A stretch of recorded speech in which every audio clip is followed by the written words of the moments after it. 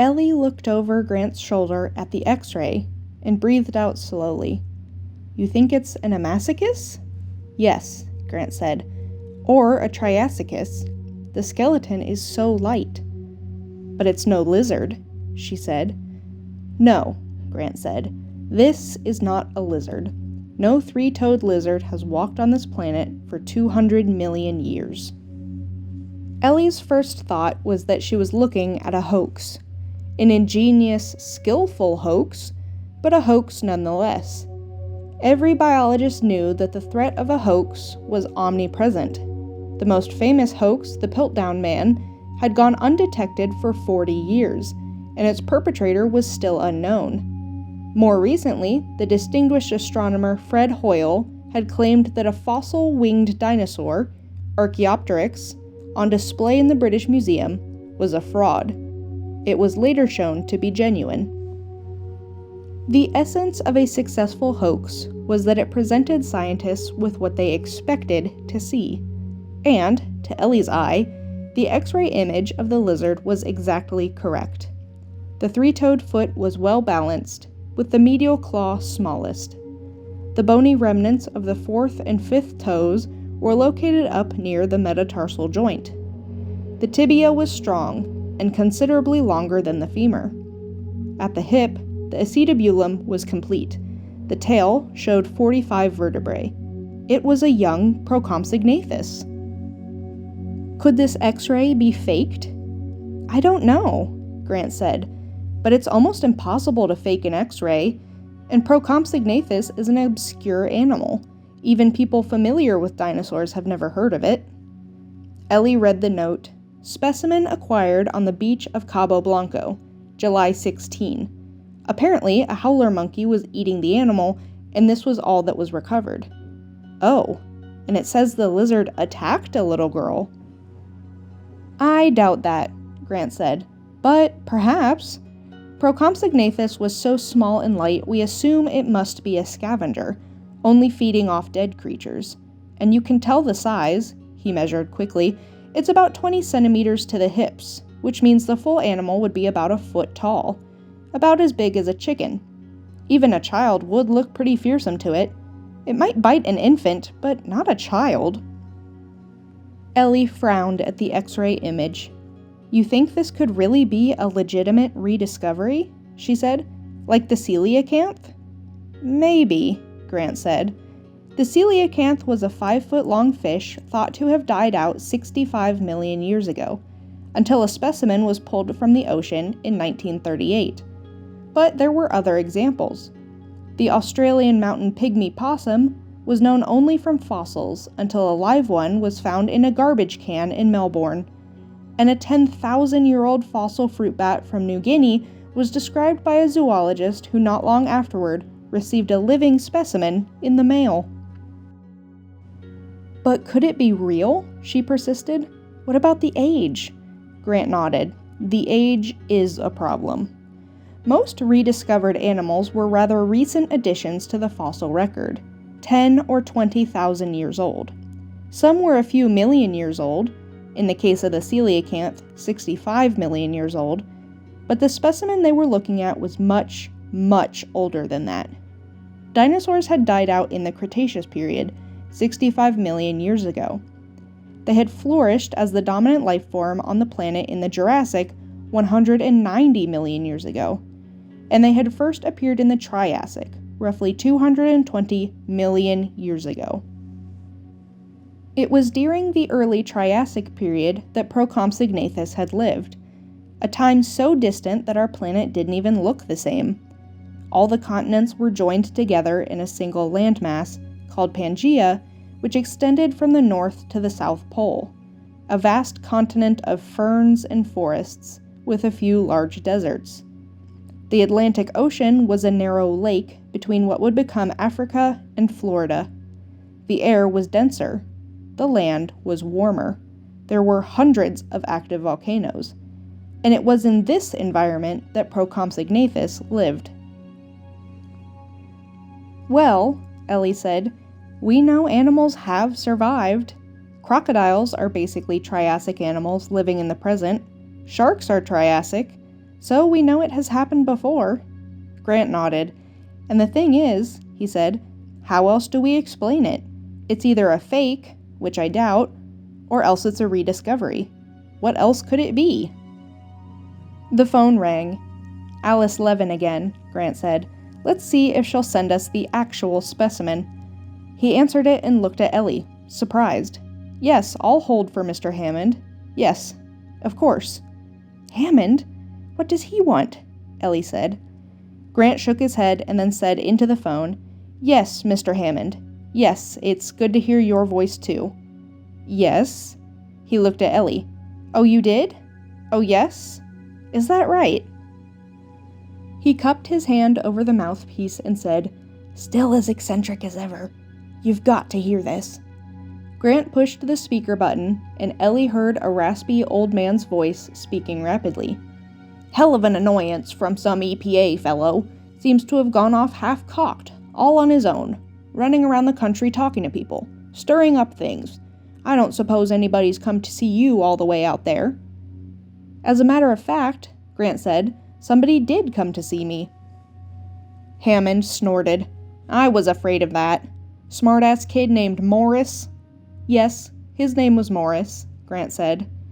He's going to see all our consultants, Hammond said. He went to see Ian Malcolm the other day. You know, the mathematician in Texas. That's the first I knew of it. We're having one hell of a time getting a handle on this thing. It's typical of the way government operates. There isn't any complaint, there isn't any charge, just harassment from some kid who's unsupervised and is running around at the taxpayer's expense. Did he bother you? Disrupt your work? No, he didn't bother me. Well, that's too bad, in a way, Hammond said, because I'd try and get an injunction to stop him if he had. As it is, I had our lawyers call over at EPA to find out what the hell their problem is. The head of the office claims he didn't know there was any investigation. You figure that one out. Damned bureaucracy is all it is.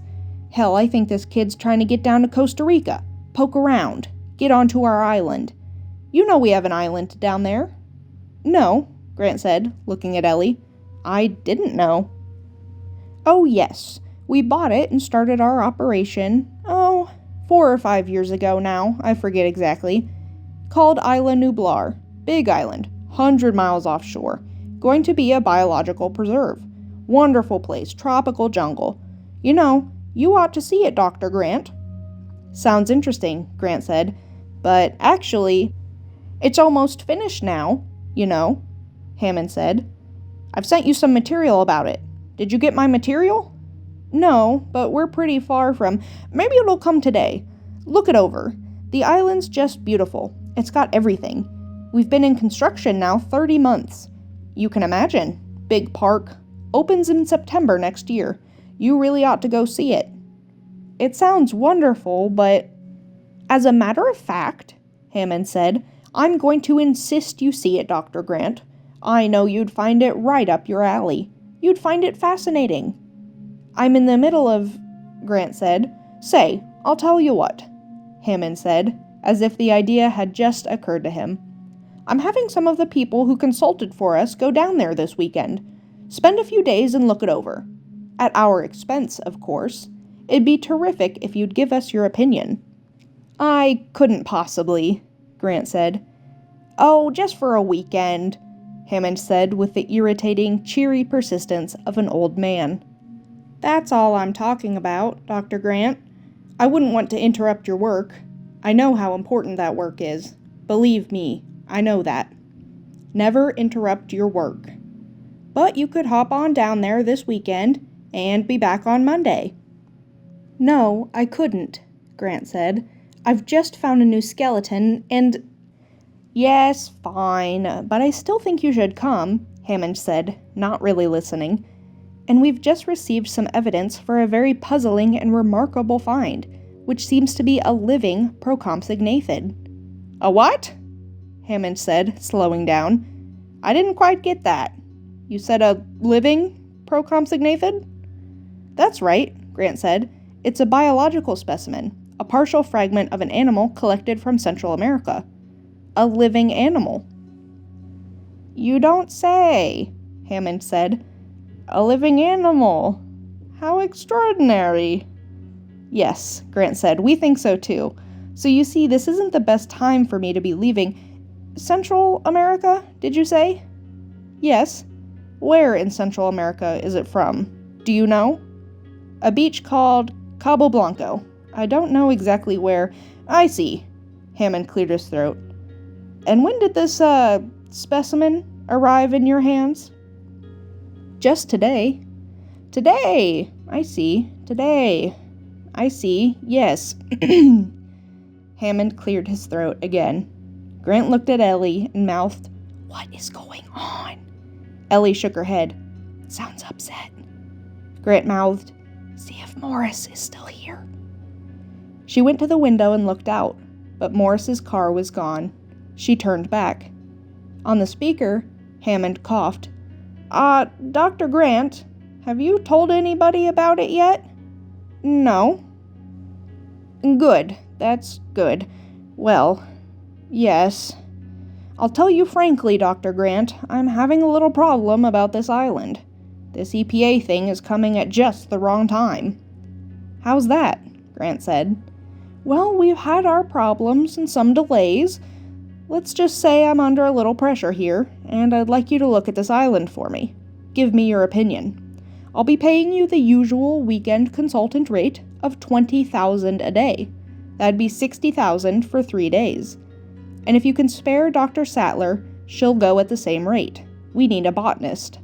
What do you say? Ellie looked at Grant as he said, Well, Mr. Hammond, that much money would fully finance our expeditions for the next 2 summers. Good, Hammond said blandly. He seemed distracted now, his thoughts elsewhere. I want this to be easy. Now I'm sending the corporate jet to pick you up at that private airfield east of Chateau. You know the one I mean? It's only about 2 hours' drive from where you are. You be there at 5 p.m. tomorrow, and I'll be waiting for you. Take you right down. Can you and Dr. Sattler make that plane? I guess we can. Good. Pack lightly. You don't need passports. I'm looking forward to it. See you tomorrow, Hammond said, and he hung up. Cohen, Swain, and Ross.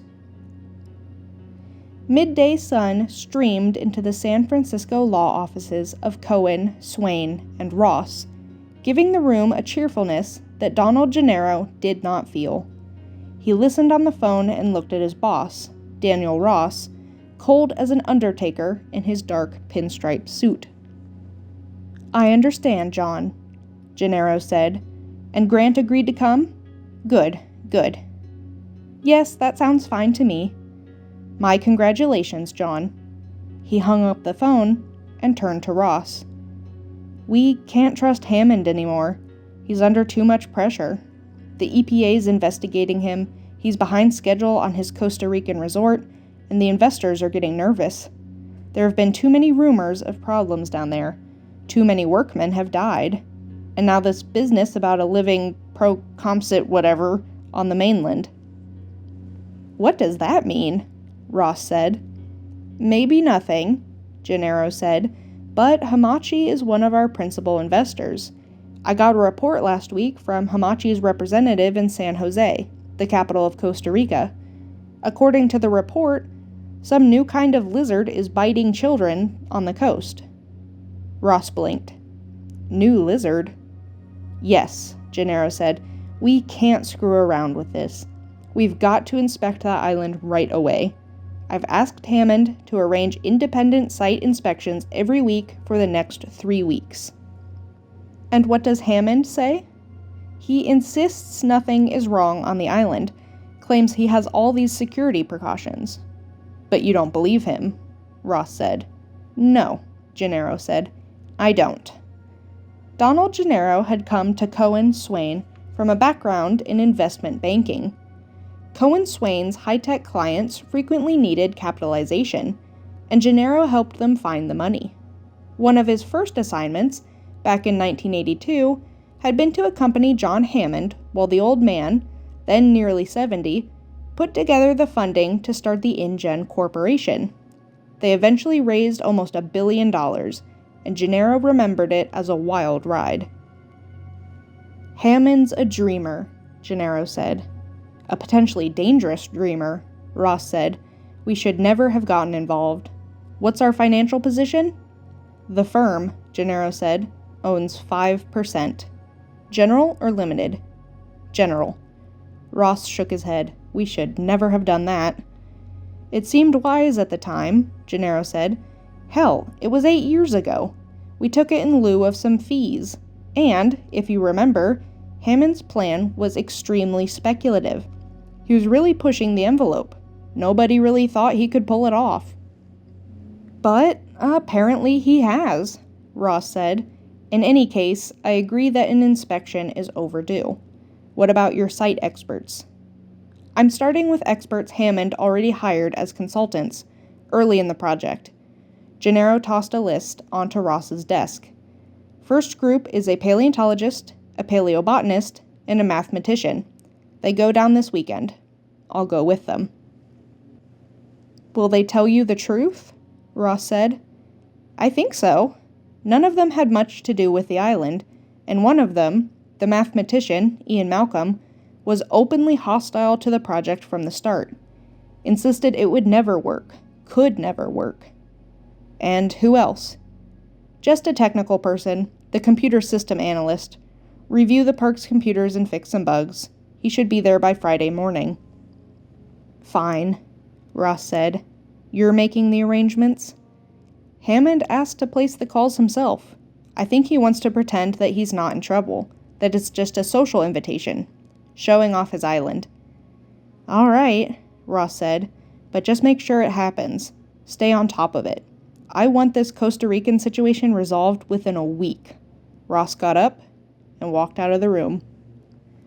Gennaro dialed, heard the whining hiss of a radio phone. Then he heard a voice say, Grant here. Hi, Dr. Grant. This is Donald Gennaro. I'm the general counsel for InGen. We talked a few years back. I don't know if you remember. I remember, Grant said. Well, Gennaro said, I just got off the phone with John Hammond, who tells me the good news that you're coming down to our island in Costa Rica. Yes, Grant said, I guess we're going down there tomorrow. Well, I just want to extend my thanks to you for doing this on short notice. Everybody at InGen appreciates it. We've asked Ian Malcolm, who like you was one of the early consultants, to come down as well. He's the mathematician at UT in Austin. John Hammond mentioned that, Grant said. Well, good, Gennaro said, and I'll be coming too, as a matter of fact. By the way, this specimen you have found of a Procom signathus, Grant said. Yes. Do you have the specimen with you, Dr. Grant? The actual specimen? No, Grant said. I've only seen an X-ray. The specimen is in New York. A woman from Columbia University called me. Well, I wonder if you could give me the details on that, Gennaro said. Then I can run down that specimen for Mr. Hammond, who's very excited about it. I'm sure you want to see the actual specimen, too. Perhaps I can even get it delivered to the island while you're all down there, Gennaro said. Grant gave him the information. Well, that's fine, Dr. Grant, Gennaro said. My regards to Dr. Sattler. I look forward to meeting you and him tomorrow. And Gennaro hung up.